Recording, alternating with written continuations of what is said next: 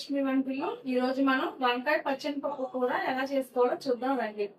అలానే సబ్స్క్రైబ్ చేసుకోండి, లైక్ చేయండి, షేర్ చేయండి. వంకాయ పచ్చనిపప్పు కూరకి ఏమేమి కావాలో చూసుకుందామండి. వంకాయలు, టమోటాలు, ఉల్లిపాయలు, పచ్చిమిర్చి, పచ్చనిపప్పు అండి, కారం, పసుపు, ధనియాల పౌడర్, గరం మసాలా, కొత్తిమీర, సాల్ట్, అల్లం వెల్లుల్లిపాయ పేస్ట్ అండి. ఇప్పుడు వంకాయలు కట్ చేసుకున్నాను, ఉల్లిపాయలు టమాటాలు కూడా. ఒకసారి ఇంకా స్టవ్ వెలిగించుకుందాం. స్టవ్ వెలిగించుకుందామండి. అలానే ఆయిల్ కూడా వేసుకుందాం.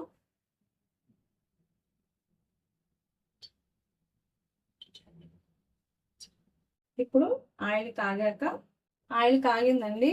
ఇప్పుడు ఉల్లిపాయ పచ్చిమిరపకాయ వేసుకుందాం.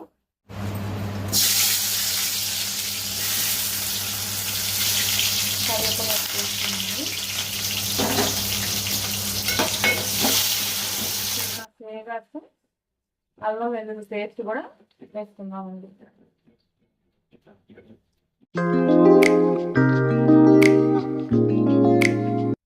ఇప్పుడు అల్లం పేస్ట్ వేసుకున్నామండి. ఒక 2 స్పూన్లు వేసుకున్నాం. ఇది పచ్చివాసన పోయినాక వేయించుకున్నామండి. ఇప్పుడు ఒక 1/2 చెంచా పసుపు వేసుకున్నామండి. ఇంకా 2 నిమిషాల్లో వంకాయ వేసుకుందాం. అప్పటికల్లా ఎగిపోద్దండి. వంకాయ వేసేసుకుందామండి.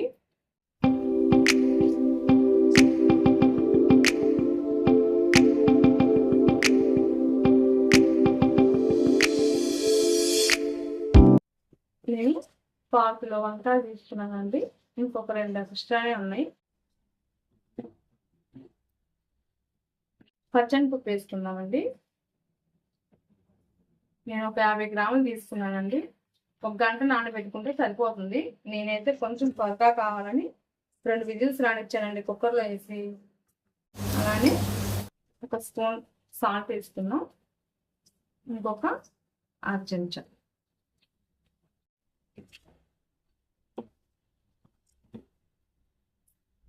ఇప్పుడు మూత పెట్టేసుకుందామండి.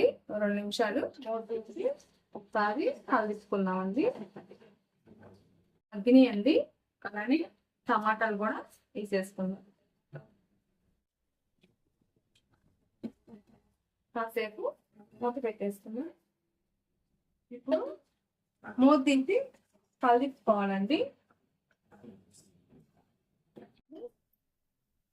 కారం వేసుకుందామండి. 2 స్పూన్లు కారం అండి. అలానే 1 స్పూను ధనియాల పౌడరు, 1/2 స్పూను గరం మసాలా అండి, చిన్న స్పూన్తో.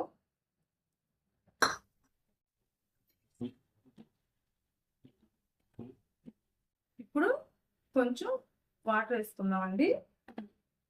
కొంచెం పచ్చనిపప్పు ఉన్నాయి కదా, కాస్త ఉడకడానికి అంతే, మరీ ఎక్కువ వేసుకోకండి. ఊరికే కొంచెం వేసాను అంతే. కాసేపు మగ్గిన తర్వాత లాస్ట్లో కొత్తిమీర వేసుకొని దింపేద్దామండి. 2 నిమిషాలు ఆగాలి. ఇప్పుడు మూత తీసి కొత్తిమీర వేసుకొని దింపేసుకుందామండి. ఇప్పుడు పల్లికొని మనం గిన్నెలోకి తీసుకుందాం, వేరే గిన్నెలోకి. ఇప్పుడు స్టవ్ ఆఫ్ చేసుకుందామండి. ఇప్పుడు మనం గిన్నెలోకి మార్చేసుకుందామండి.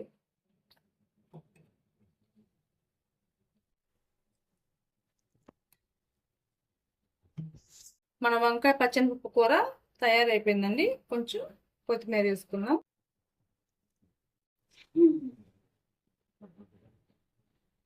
ఇప్పుడైతే మన వంకాయ పచ్చనిపప్పు కూర రెడీ అయిపోయిందండి.